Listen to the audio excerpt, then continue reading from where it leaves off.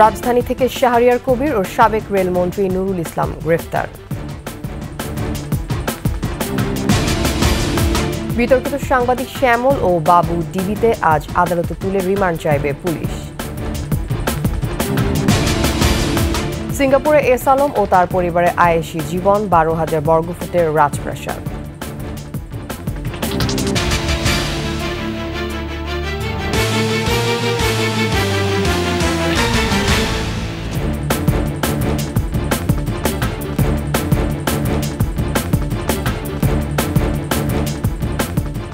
শুনছিলেন first security ইসলামী bank PLC সংবাদ শিরোনাম। আমন্ত্রণ সকালের 21 সংবাদে, আপনাদের সাথে থাকছে আমি তাসনিমা আফিফা।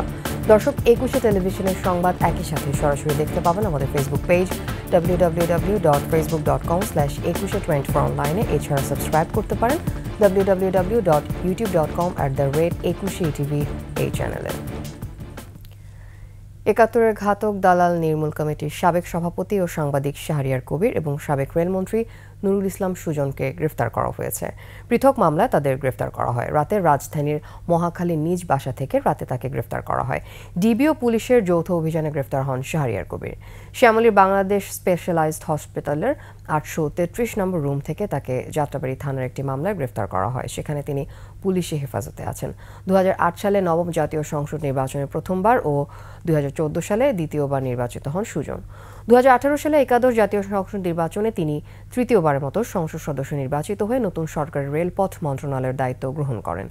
নির্বাচনী হলফনামা অনুসারে গত 15 বছরে নুরুল ইসলাম সুজনের অস্থাবর সম্পত্তি বেড়েছে 32.54 গুণ। একই সঙ্গে আয় বেড়েছে 13.74 গুণ।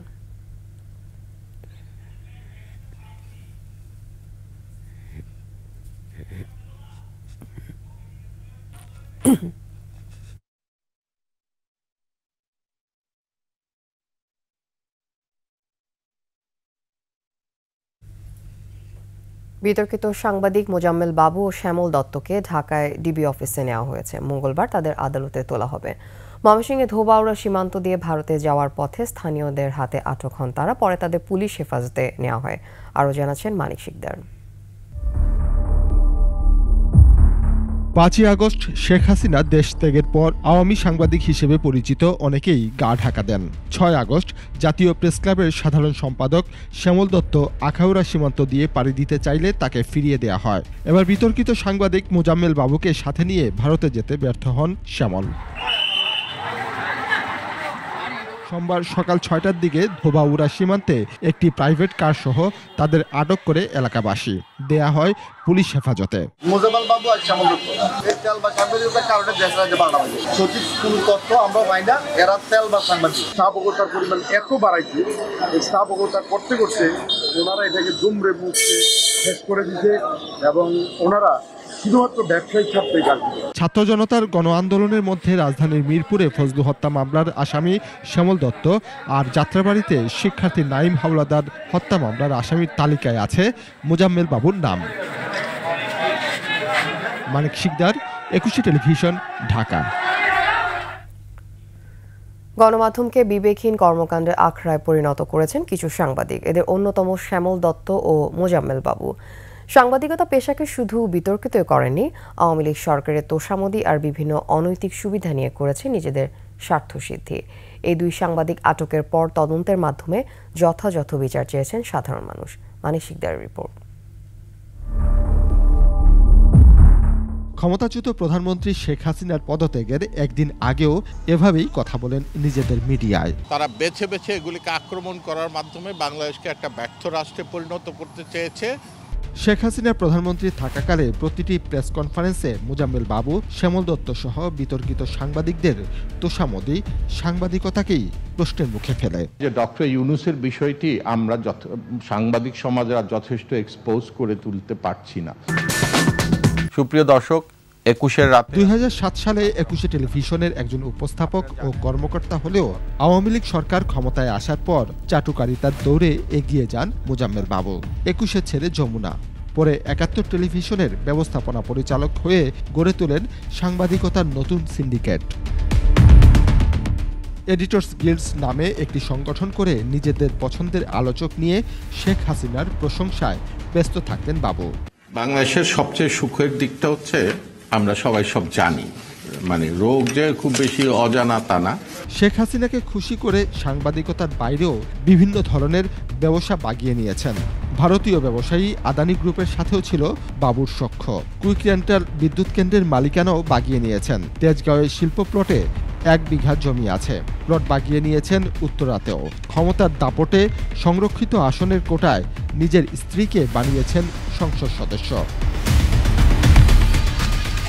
দৈনিক ভোরের কাগজের সম্পাদক শ্যামল দত্ত আর মোজাম্মেল বাবুর সিন্ডিকেট জাতীয় প্রেস ক্লাবের নেতৃত্বেও ছিল। সাংবাদিকতার পেশা পোশাকে পরিণত করে জনগণের বিপক্ষে ছিল তাদের অবস্থান। মূলত চাই হচ্ছে আমাদের প্রোটেকশন। দেশ উচ্ছন্নে গেলেও হর হামেশা মদ ও পার্টি নিয়ে উৎসবে মেতে উঠতেন এই সাংবাদিক নামধারীরা।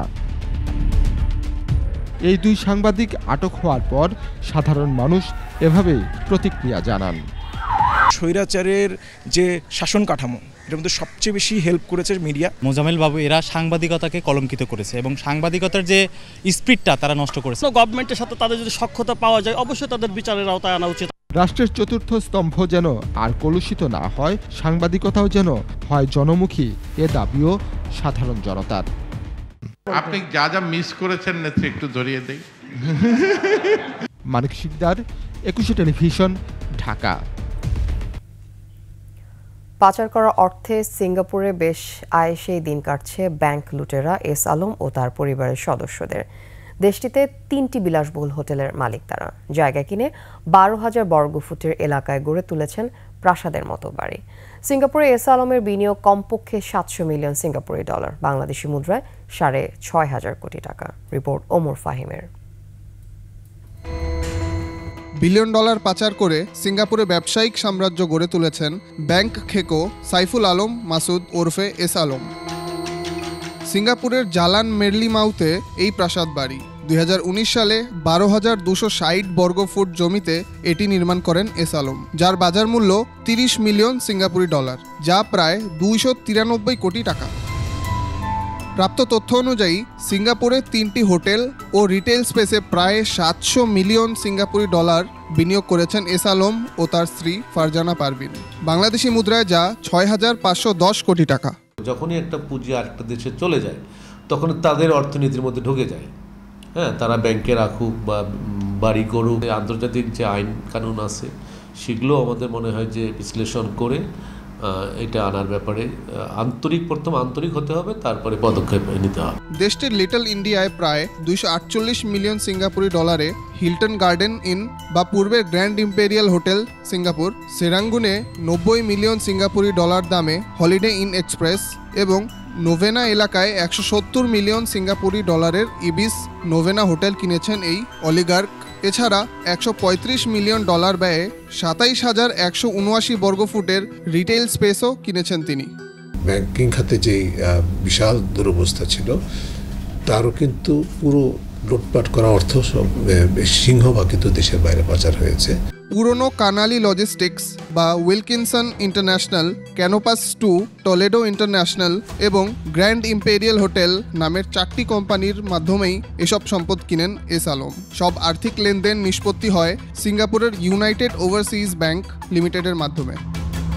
সিঙ্গাপুরে অর্থ পাচারে হুন্ডি এবং চিনি আমদানির এলসিতে ওভার ইনভয়েসিং করেছেন এস আলম।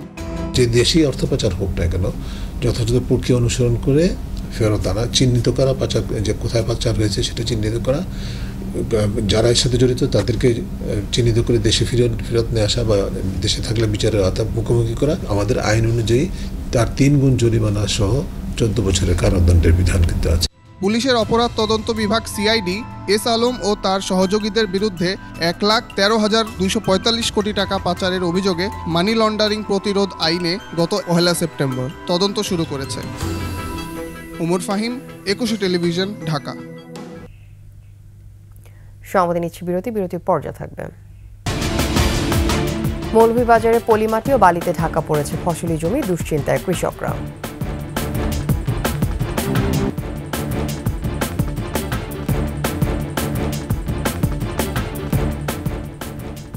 আপনারা দেখছেন সকালের 21 সংবাদ। ছাত্র জনতার আন্দোলনে আওয়ামী লীগ সরকারের নৃশংসতার তদন্তে ঢাকায় আসছে জাতিসংঘের তথ্যানুসন্ধান দল। নিহতদের স্বজন, আহত এবং প্রত্যক্ষদর্শীদের সাক্ষ্য নেওয়ার পাশাপাশি বিভিন্ন ধরনের তথ্য উপাত্ত সংগ্রহ করবে প্রতিনিধি দলের সদস্যরা। আরও জানাচ্ছেন প্রণব চক্রবর্তী।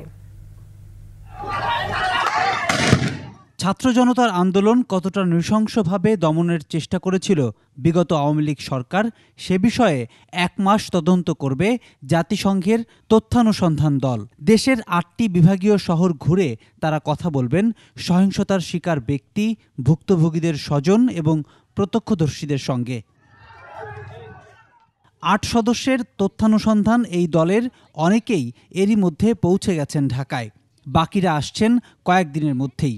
মঙ্গলবার থেকে শুরু হচ্ছে আনুষ্ঠানিক তদন্তের কাজ।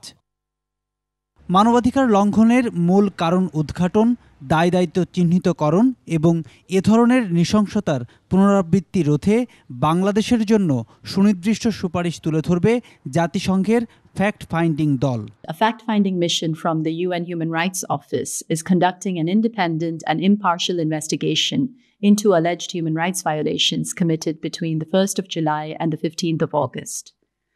The team will seek to establish the facts, identify responsibilities, analyze root causes, and make recommendations for Bangladesh to address past human rights violations and prevent their recurrence.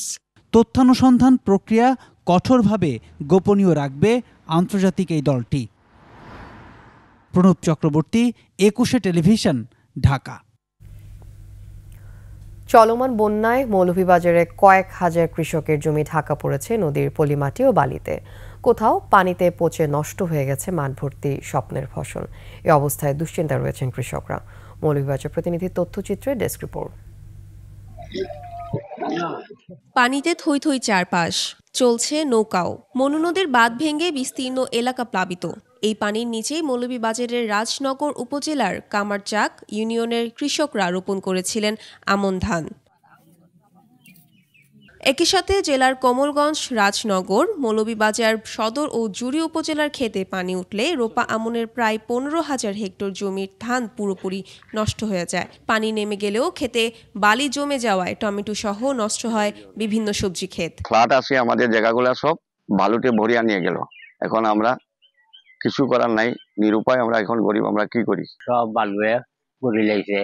এখন আমার বাচ্চা খাইতে লইয়া কি খাইতাম, আমার তো খাওয়ার আর কোনো ব্যবস্থা নাই। এছাড়াও পানিতে ভেসে যায় অনেকগুলো ফিশারি ও পুকুরের মাছ। এখন আমরা কিলা খান চলবো, কিলা খান খাইবো, এই অবস্থা। ধান বান সবকিছু শেষ, এখানে কিচ্ছু নাই। এই জায়গাটা পুরা ময়দান হয়ে গেছে, বালু জায়গা বইরা। অন্যদিকে ধানের জমি থেকে পানি নেমে গেলে সেখানে ধানের পরিবর্তে সবজি চাষের পরামর্শ দিয়েছে কৃষি বিভাগ। এই ক্ষতিকে পুষিয়ে নেওয়ার জন্য কৃষক ভাইদেরকে 22 ও 23 জাতের ধান বীজ সরবরাহ এবং আগাম শীতকালীন সবজির বীজ কৃষকদের মধ্যে বিতরণের উদ্যোগ গ্রহণ করছে। এই অবস্থায় আমন মৌসুমের কয়েক মাস চাল কিনে খেতে হবে বলে চিন্তিত কৃষকরা। Mahiya Rahman, desk report, 21 television. আন্তর্জাতিক খবর।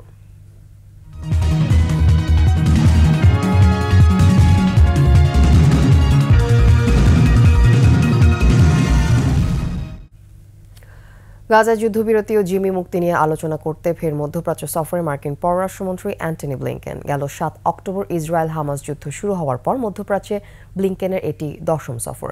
স্থানীয় সময় মঙ্গলবার থেকে 3 দিনের এই সফরে মিশর ও কাতারের মধ্যস্থতায় গাজা যুদ্ধবিরতি চুক্তিতে পৌঁছানোর চেষ্টা চালাবেন ব্লিংকেন। তবে এই সফরে ইসরায়েল যাচ্ছেন না ব্লিংকেন।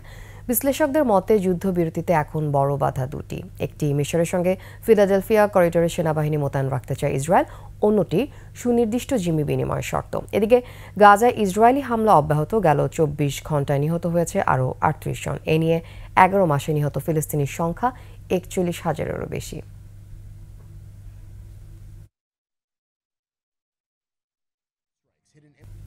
শেষ করছি সকালের 21 সংবাদ। যাবার আগে ফার্স্ট সিকিউরিটি ইসলামী ব্যাংক পিএলসির সংবাদ শিরোনামগুলো আরও একবার। রাজধানী থেকে শাহরিয়ার কবির ও সাবেক রেলমন্ত্রী নুরুল ইসলাম গ্রেফতার।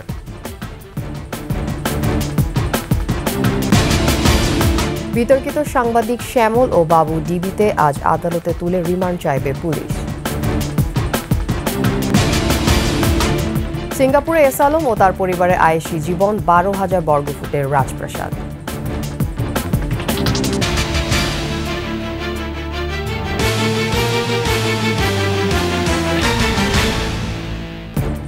সর্বশেষ খবর জানতে ডায়াল করুন 2021 নম্বরে আর ভিজিট করুন ekushe-tv.com এই ওয়েবসাইটে। এছাড়া ফেসবুকে লগ ইন করতে পারেন www.facebook.com/ekushe24 অনলাইনে। এছাড়া সাবস্ক্রাইব করতে পারেন www.youtube.com/ekushe-tv এই চ্যানেলে। এতক্ষণ সাথে থাকার জন্য ধন্যবাদ। পরবর্তী সংবাদ সকাল 8টা 55 মিনিটে দেখার আমন্ত্রণ রইল। একুশের সাথে থাকুন।